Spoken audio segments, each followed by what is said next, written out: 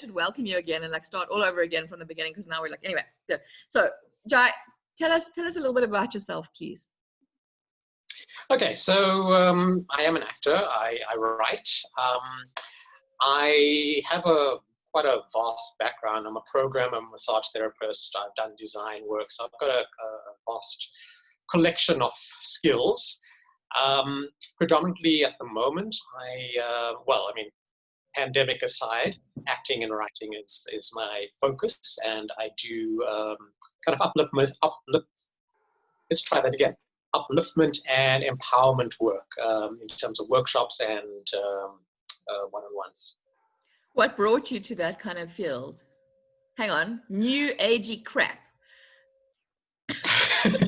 Yes, all the new agey crap. It was pretty much the new agey crap that brought me to that field. I'd been doing a lot of my own kind of journey and self-healing and just learning about things. It's how I wound up in massage work. I was doing some bodywork therapy, and progressively just gained more and more knowledge and insight and wisdom, and kind of fell into a coaching role a few years back when people were just asking me for advice, and yeah, just kind of snowballed from there. You were doing some healing. Are you damaged like the rest of us? I've healed myself. Didn't you hear? I did some healing. I know. I'm about to go and ask, if you don't mind, what sort of damage was there? Emotional, physical, mental? How much baggage do you have? Well, not so much anymore, but I guess the general baggage that kind of everyone winds up with, not fitting in, being a complete weirdo, and then having a lot of esteem issues as a result, having trying to find my place in the world, depression, a whole range of things that are shouldn't be normal, but pretty normal for, pretty much everyone I've spoken to, actually. And then when I did fall into the therapy side of things and starting to find out that other people had the same and similar issues to what I had been going through, I was like, oh, okay, not as unique as I thought I was, but it's actually quite scary of how many people are actually going through similar kind of stuff. And then that kind of led me into sharing my wisdom, sharing my journey, and being a writer myself. I mean, I haven't been writing books. I've just been doing ghostwriting and articles and stuff like that. Eventually a book was inevitable. Okay, well, let's go back first. We're not at the book yet. Okay, so just sit on that for sit on your hands for 5 minutes. Okay, we're going backwards. I want to know what else you've been in and where people think that they've seen you from. Well, acting-wise, people would have possibly seen me in. I've done some soapies on SABC 3 and SABC 1 in South Africa. Those were the big ones. So I get a different range of people, different crowds that either recognize me from SABC 3 or from SABC 1. I did High Rollers was the big one on SABC 3. And then SABC 1. Excuse me, can you just plug Lollipop's catering? Because the catering was fabulous, wasn't it? And if you say you don't remember. Yeah, exactly. Yes. Food. And I'm not even joking that it was really good food on High Rollers. I know, it was really good food on High Rollers. Catering like halfway through the production, but I enjoyed it. I think we got fired. Martin, didn't we get fired from High Rollers? No, Martin says we didn't get fired from High Rollers. Maybe they just needed variety, I don't know. Yeah, we were fired off 1 or 2 different series. In fact, we didn't even get to lunch on one series. It's special when you get fired halfway through the day. You know what it was? It was the woman that I butted heads with on Scandal. Natalie, was her name Natalie? We went head to head after doing Scandal for about 6 months. And then we quoted for this new job and they paid us up front because otherwise we don't arrive. And we got there and I didn't know that she was on set. And the minute she heard it was Lollipops Catering, we were done.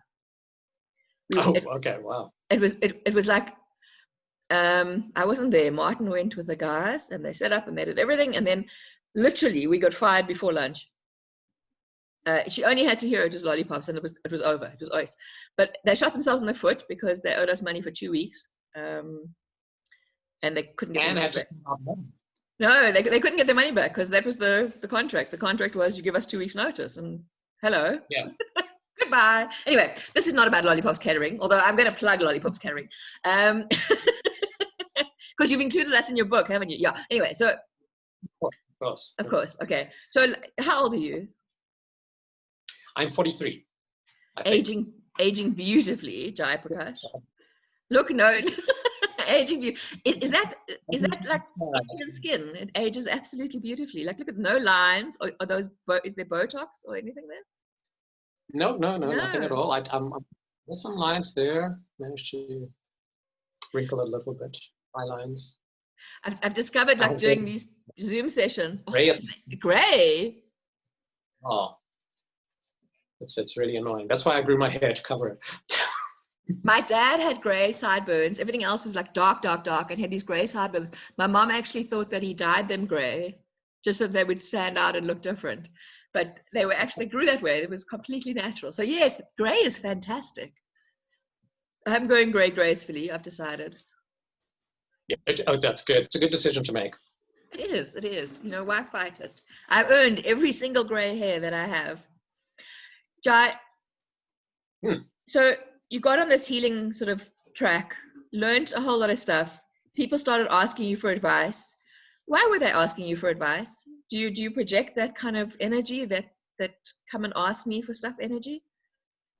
I guess so, because random people on like the street and the beach was like asking me for advice. Like people I don't know would come and sit with me and just start talking. I don't know. There's an energy I exude that helps people tell me things. So yeah, I don't say anything. But from the people who know me in terms of friends and stuff, I think it's pretty obvious that if they've been aware of my life and how I interact, they can see that there's been progressive changes. You know, I used to be very depressed. I used to be, you know, very kind of in my holes. Like I'd have these periods where I'd just get into a hole, which became less and less and less, and was obviously noticeable to the people who know me. But yeah, there's still been times where I'd be sitting and just enjoying nature, and some random person would come and sit next to me and start telling me their life story. It's happened like at least a couple of times. So we should be calling you Swami Sewram instead of Jai'prakash. That's the name that people have bestowed upon me. Swami, how I love you, how I love you. Oh, that's not Swami. Jai, tell me. So when did you start writing the book? This particular book, I started writing last year. The intention was to create a lead magnet for my website. And it kind of just grew. I mean, I just started writing, and it progressively and organically grew into what it is now. And then over in the lockdown time, over the last few weeks, I've kind of re-looked at it and rewrote it, and kind of I guess advertised or marketed it. So that's kind of the aim at the moment. It's still a free book. It's still part of my lead magnet process funnel, but it's led on to other books. So this is kind of like the first book I've put out to public, and then there's a few others that are going to be coming out shortly in the next couple of weeks to a few months. A few others. Yeah. So so you don't have a social life or anything? What have you been doing in the last 3 months? I just sit at home and Netflix and write and read. That's been my life. I've been doing the same thing that I always do, even before lockdown. Lockdown was no hardship for me. I'm quite happy to stay home regardless. Well, for me, I mean, I've been wanting to write a book, like put out a book for years, actually.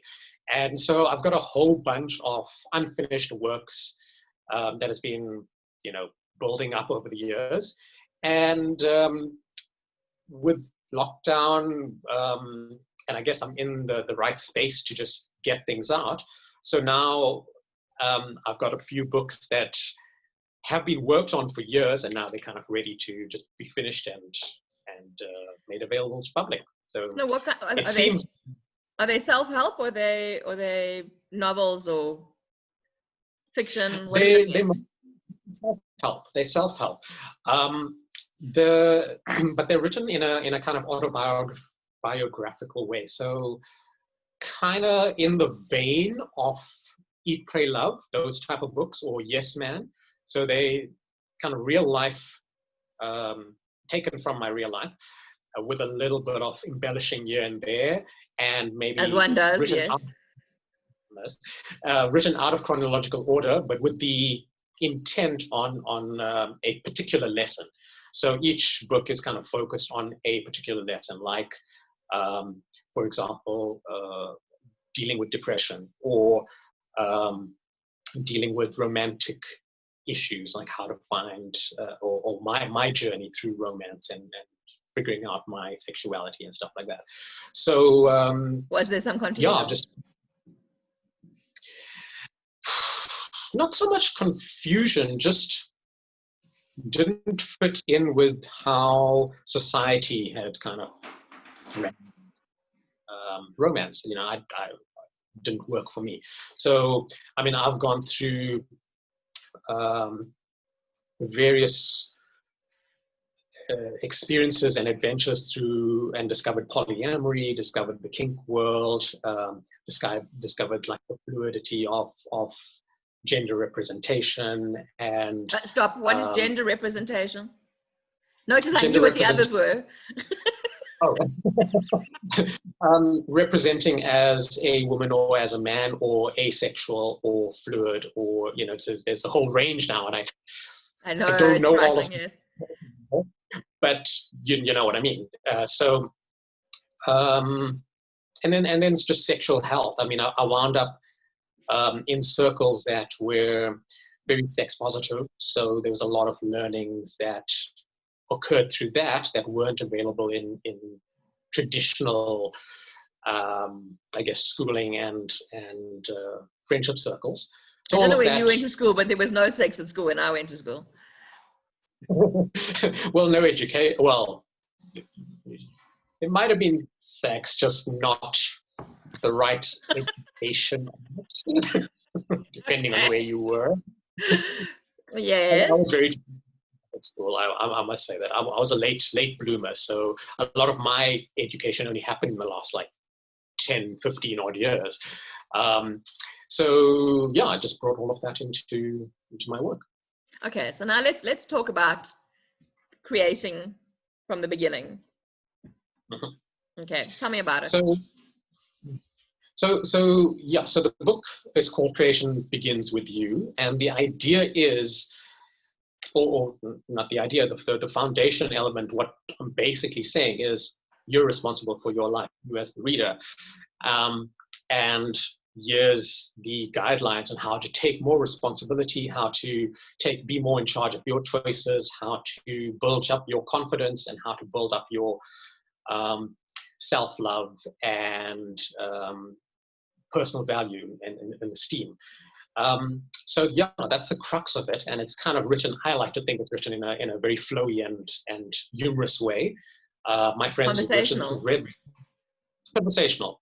My friends who've read the book have said it's very lovely. It's clear. It gets the message across, and they've enjoyed reading it.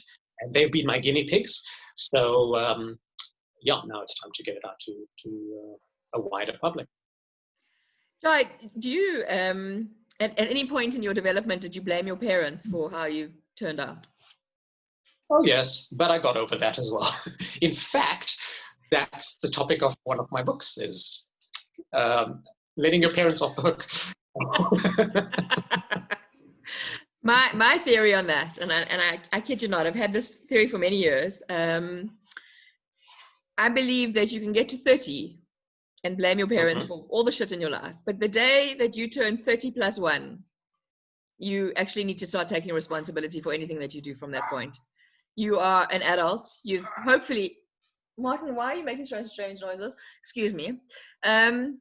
You've hopefully moved out of home at that point. You're possibly married, possibly not, possibly divorced, whatever. But you can no longer blame your parents from the time of 30, I think, for the shit that's, by then you should have actually sorted out your baggage. What's your view on that?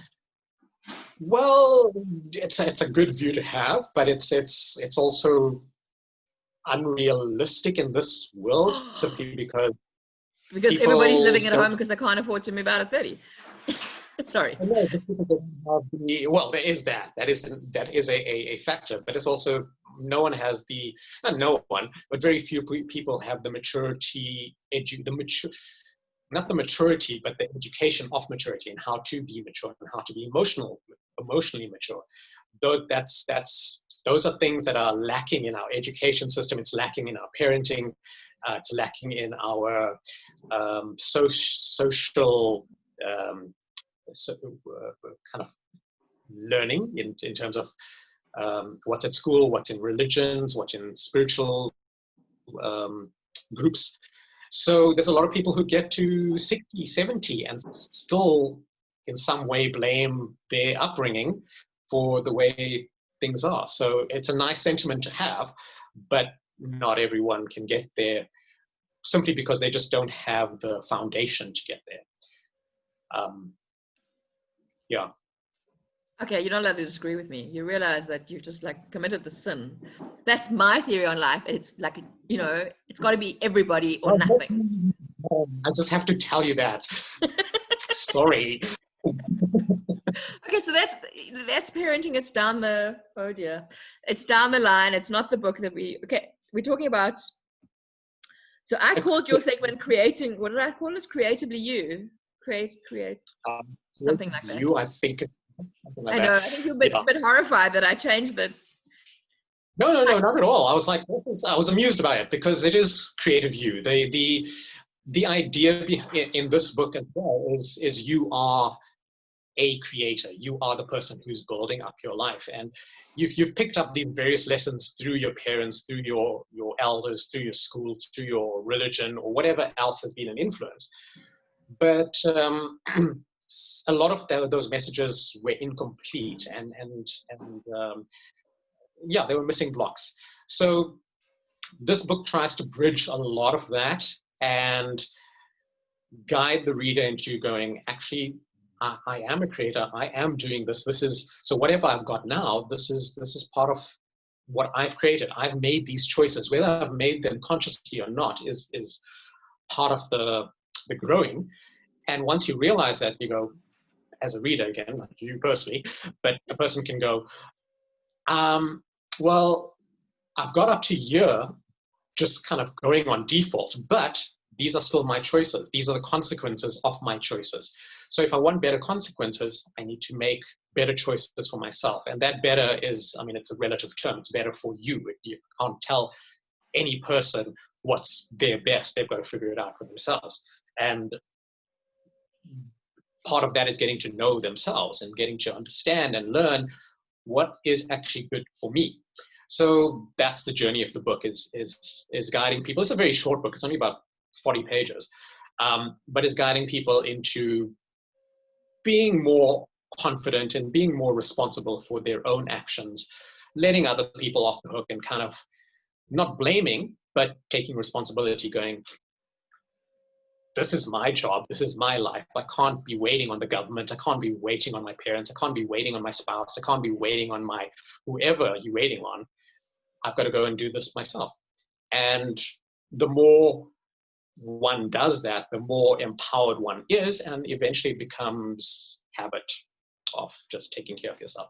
And it's a progression. You don't automatically go from a really crappy life to a really good life overnight. It might take a few years to get to the ideal space, but those few years are baby steps every day, and those baby steps get bigger and bigger and bigger, and eventually you're on a roll, and living a good life becomes a habit. So what happens if okay, so you're on this journey and it takes you a couple of years, and then you get to where you think you were supposed to be, and the goalpost is moved because Then you change. It's not what you were expecting. Yeah, then you change. Simple as that. If you took a trip to this beautiful town that you heard about called, let's call it Cape Town, and you're like, that's where I'm going, and you found the map and you figured out the roads and you make your way there, and once you get there, you're like, actually, this is not as good as people said it was, so you choose a new destination. And then you keep going. Life is a sequence of destinations. You're never going to get there. There is no there, really. And you're going to keep journeying, and you're going to keep, the goalposts are going to move throughout your life. Until you have stopped breathing, you're going to keep going to new destinations, keep going to new goals, keep working on yourself, keep developing. There's no such thing as perfection. It's a continuous journey. And that doesn't mean that you're always going to be healing yourself. It just means you're always going to be growing, so becoming more. Are you saying that one should continue to grow one's entire life, that one can't reach a point where you think, shit, I'm happy with the person I am, and let me just flop on the couch for the next 5 years? Is that not a good state of mind? But you're going to get bored after a while, and either you're going to die on the couch in 5 years, or you're going to say, you know what, I'm not as happy as I was 5 years ago because life has become mundane. I'm tired of doing the same thing over and over again. So you are going to keep growing. You cannot stop yourself from growing. You can stunt it, but you're going to keep growing. You're going to keep wanting something more. So you're never going to get to the point where you're going to spend the next 20, 30, 60 years on the couch watching TV. You might get away with 1 to 5 years of that, maybe less, before you start getting antsy and want something else in your life. Does your book at all, or do you in any of your future books, deal with expectation? Because I think the biggest enemy we have is the expectation we have of others or of ourselves. So yes, in this book, I do talk about not having expectation of anyone else except for yourself. And because it's yourself, you can design that expectation, you can change it as you need to and adjust it. I don't go into detail with it in this particular book, but it is predominant in my work about having a desire and having the expectation of that desire. And also dominant in all my work is letting go of expectation of anyone else and not needing anyone else to be anything other than who they are. This is about your journey and yourself and you taking responsibility and saying, rest of the world, you do you. I'm not making you responsible for my life. I'm responsible for my life, and I'm going to do what I can to make it amazing, because why not? I know that one of the biggest issues people do have is the expectations. I mean, I called you, why haven't you picked up the phone and phoned me? Or I've been to your house, you've been to my house for supper 3 times, why have I never eaten in your home? And I see it in my, with what people do, and I'm terrible at phoning people. I'll send you a WhatsApp and say how's it, but it doesn't mean I want to get involved in a conversation. I just want to know that you're alive at the other end. So expectation, I think, is one of the hardest things to get under control, and not have expectations of other people, because you'll end up disappointed all the time. Well, the big thing is kind of getting into the, sorry, I've got a frog in my throat, just excuse me a second. You should have eaten something else for supper. I should have, but frogs were on the menu, and you don't say no to the menu. Well, I don't. Maybe They're not on my menu, dude. What? No gourmet frogs? No gourmet frogs. We don't have enough wheelchairs to keep the frogs in once we've taken the legs off. So I really can't. Yeah, but I love the care that you have. Like, you're considering all aspects. So yeah, going back to expectation, you're quite right. It is one of the biggest blocks that people have to their own self-empowerment, because they're placing their needs in the hands of somebody else who is completely out of their control. And just as you, as an individual, probably don't want other people to place responsibility on you for their happiness. Like, I mean, you can't. Like, if you're not the person who has voice conversations on WhatsApp, you're not that person. And anyone who demands that you need to do that for them to be happy is gonna be unhappy. But it goes both ways. So you can't demand that person to be what you're like so that you can be happy, because now you're forcing your preferences on them. So it is a big thing, but it is something that is really insignificant in regard to self-empowerment. When we talk about self-empowerment, we're talking about the self. We're talking about you as your individual person, and everyone else as their individual people, and allowing that gap of going, let them do their thing, let them be themselves, let them be free. I don't need them to be what I want them to be. And that's the big thing. You've got to let go of that, I want you to be like this, and go, no, I don't need you to be anything. You just do you. So I'm saying this as a simplistic thing, but it's a journey to get to that point where you can literally let everyone off the hook and have no expectations of them, and be able to be happy and be content and be self-sufficient without them needing to feed into your emotional needs. Could you give us an example of how to do that? I can't give you an example of how to do that. You just do it, in the sense of you've got to build yourself up to be happy without the other person. So finding ways to boost your own emotional state. And in the book, I suggest meditation or meditative type of activities like walking out in nature, dancing, watching funny movies, anything that brings you joy or happiness that you can sustain. The intention is to, and we use meditation as an example because for me, I find meditation a very easy tool and something that you can use anywhere you are and without having group classes. In a meditative state, what I suggest is people get to the emotional state that they want, whether it's a state of confidence, whether it's a state of happiness, whether it's a state of peace. And you won't get there the first day you meditate. It will again be a progression. It might take you a month from day one of meditating to actually get an inkling of confidence. At say day 30, depending on depending on where you start yourself and how the practice goes.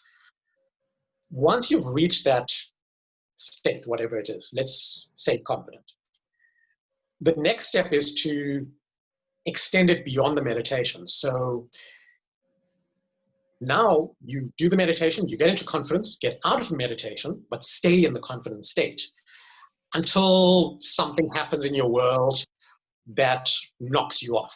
And maybe that happens 5 minutes after meditation, maybe that happens an hour after meditation. It'll happen in that day the first time. But then with practice, over time, you'll find that that state of confidence gets stronger and stronger and stronger, and then you get knocked off it less, to the point where you might wind up being in a confident state for a few days at a time, consistently. And the more you stay in that state, the longer it lasts, and eventually that becomes your default state. Where this comes in with other people, now that you've learned how to be confident by yourself, you don't need other people to feed into that. You don't need them to tell you how amazing you are to stay in that confident state. You don't need them to give you gifts, or whatever you previously needed people to do in order to be confident. Now you just go, I did that myself. I've got to that confident state. Therefore, I don't need you to do anything. And then you stop expecting them to do those things. And then you do this with other emotional states that you prefer being in. Confidence is one, happiness, a sense of peace, a sense of satisfaction, all of these good feeling states that we normally expect other people to do a thing in order for us to get there, we're now taking on ourselves and we're practicing them ourselves. So the expectation, losing the expectation, winds up being kind of a side effect of managing our own emotional state. Because now we stop needing circumstances, we stop needing conditions to be a certain way, for us to be a certain way. We start living more unconditionally. Yeah, so it's a practice state, and that is basically what I talk about in the book, and expand on why we want to do that, and why we want to take charge of our own emotional state. Why do we want to take charge of our own emotional state? Because people are fickle, and if we rely on other people for us to be happy, or for us to be loved, or for us to be satisfied, we're going to be disappointed at some point in time. So it's just easier and more reliable when we take charge of our own emotional state, because then we stop needing other people. And then when we are in the presence of other people, we're doing so because we want to be in their presence. It's not because we need them to be a certain way. It's because, you're quite a cool person. I like being with you, so I'm going to hang around. Or you may be a cool person, but right now I'm not enjoying hanging out with you, so I'm going to go and love you from a distance. And you can say that with confidence. Yeah. I'm just thinking about the effect of saying that to somebody and what effect that's going to have on their confidence. I think you're fabulous, but right now I don't want to be on your company. Thanks. Ciao. You're probably wise enough not to say that to them to their face, but that might be what you're thinking. I'm that person that probably would say it to your face. Like, you really are a great person, but right now I can't deal with your shit.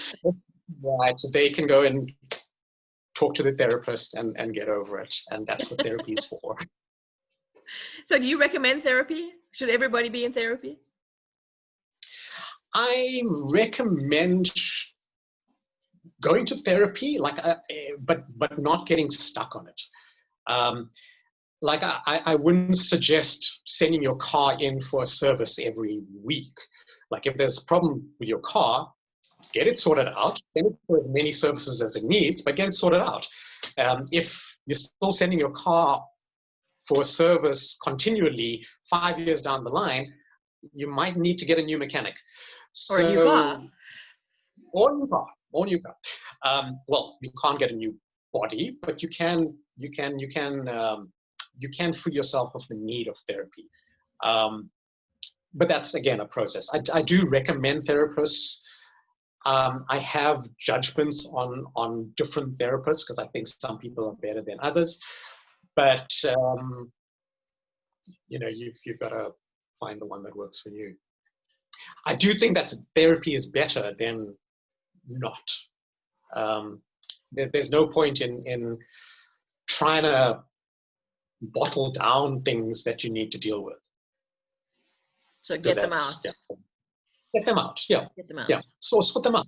Like, figure things out. If you're still getting upset and angry about the same thing every day for 10 years, go and find someone to help you sort it out. Or blame your parents. You can blame your parents, but that's not going to help you. Especially if you're over 30, right?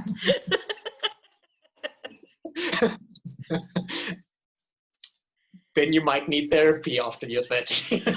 You realize we've just gone full circle there. Okay, so we've done therapy, we've done meditation. What about yoga? Yoga as well. I briefly mention it in the book. It's not something I use yoga for health benefits. It's not so much a therapy for me. But if yoga works for you as a therapy, by all means. Okay, so what else do you recommend? Not much. Meditation is kind of like my go-to. And then anything that over and above that, anything that makes you happy, that you can find peace in, whether that's yoga, whether that's going to a sauna every week, whether that's a massage, whether that's meditation, whether it's dancing, whether it's going for a walk in the park, going for a walk or a hike out in the Bundus. Anything that gets you connected to yourself, but gets you to feel connected, whether you feel connected to nature or you're feeling connected to your body, or you're feeling a sense of stability and a sense of satisfaction. And there's so many exercises and activities that one can do to get to that stage. Martial arts is another thing. Breath exercises, qigong. There's a range, there's a wealth of activities one can do to achieve this, but you just got to do it regularly. And that's why I keep going back to meditation, because it's the one thing that doesn't need that much practice to do regularly. I mean, you could do qigong by yourself as well. So those are some of the activities, but there's such a range, and it's up to you to find it. So that's, again, taking responsibility for your own life. Figure out what works for you. You just mentioned martial arts, and I have a flashback to a fat 50-year-old in a white gi. It's not a pretty sight. Well, maybe martial arts was not your therapy. Actually, it was. I loved martial arts, but I was in my 30s when I started it. And I did it for 2 years, and then I had a fallout with your parents at that point in time. I never blamed my parents. I told you, from 30, you can't blame your parents anymore. My personal journey, okay? You can blame your parents for all the shit that goes wrong in your life, but you can't keep blaming people. At some point, you actually have to look at what you've done in your life and say, you know what, I shouldn't have done that. Because from that is the root of half the problems in my life. If I'd just gone left instead of right, I would have changed that. You can't carry that kind of baggage around from your parents or your whole life. I mean, I could lay heaps of shit at my mom's door. Heaps. I was scared. I was shit scared of her until I was 30, I think, 25. She was a demon. In fact, when they had their business in Yeovil, there's a Facebook group called We Grew Up in and Around Yeovil, and somebody posted a picture of my dad on the picture behind his counter at the video shop, and said, "Do you remember Chooks the legend?" And underneath this very next comment was, "But do you remember that wife? What a bitch." So it was like, okay. So I said, "Listen, that bitch is my mother, so just be nice." And I showed it to my mother. I said, "Listen, did you see, this is on Facebook, blah, blah, blah." And about a year ago, I went back to have a look at the comment. And the person who had put the comment was now a friend of mine and had gone back and changed the comment to something a little bit more palatable, shall we say. Not quite as it didn't say what a bitch, but it still said, something I can't remember anymore. It's not really that important. However, I digress. My point is that you can't. Points, and that's exactly what I speak about in the book, is you can't hold on to the blame. I mean, you can blame people, whether it's your parents or anyone else, but that doesn't help your situation. And you're still relying on the other person to change before you take control of your life. So blame, I mean, it's easy for people to blame it, and it sometimes feels good to blame someone else, but it's not going to do anything for you long term. Yeah, no, I agree with you totally. I mean, where I was going with that exactly was, you realize that your mother is not going to change. This is the person at 35, at 45, at 55. The chances of her changing. So the only thing that can change is the way that you react to the situation. And the minute you realize that and that light switch goes on, you can move forward. And suddenly every conversation is not a confrontation. And what you're saying is so important, because it's so obvious. And the content in my book is, from my perspective, obvious. But it's the same thing that spiritual teachers and empowerment teachers, inspiration teachers have been saying for thousands of years. But we're still saying it because the majority of humanity hasn't got it yet. So it's not new content. It's just said in my specific way, with a little bit of fun, with a little bit of cursing here and there. A little bit of new age crap. A little bit of new age crap. And I called it as well. You know, it's the same. It's all crap. But it's fun crap, and it's the same thing. It's just let's do the thing. Let's not blame other people. Let's move forward. Let's make the choices that make sense to me. And yes, sometimes they make sense now, but down the road we're like, oh, these are consequences of those choices. We can do better next time. And it's a constant feedback loop, and you're constantly improving, and you get better at it. But it's going to be constant. Exactly. For the rest of your life. I'm constantly getting better and better and better. And exactly. better and better and better. Hang on. Jai'prakash Sewram, if somebody wants your book, how do they get it? So you can just go to the website, which is creation.begins.ws/book. And it's there for download. Okay, that sounded very complicated. So did you send me that link? I don't know, but I will send it to you. Okay, send me that link and I will just share it with everybody, because I think it's a lot easier to share the link than whatever that thing was that you said just now. And if people want to get in touch with you, can I just hand out your phone number? You could. Careful how you answer this. Like, how many people are you going to publish this to?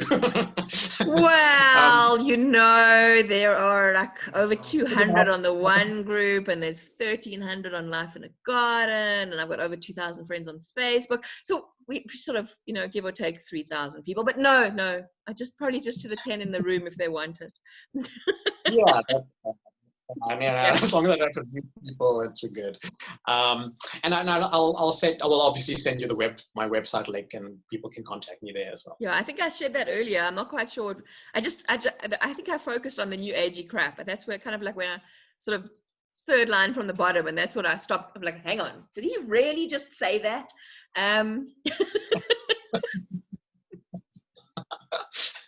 Like, oh my God, did you really just say that?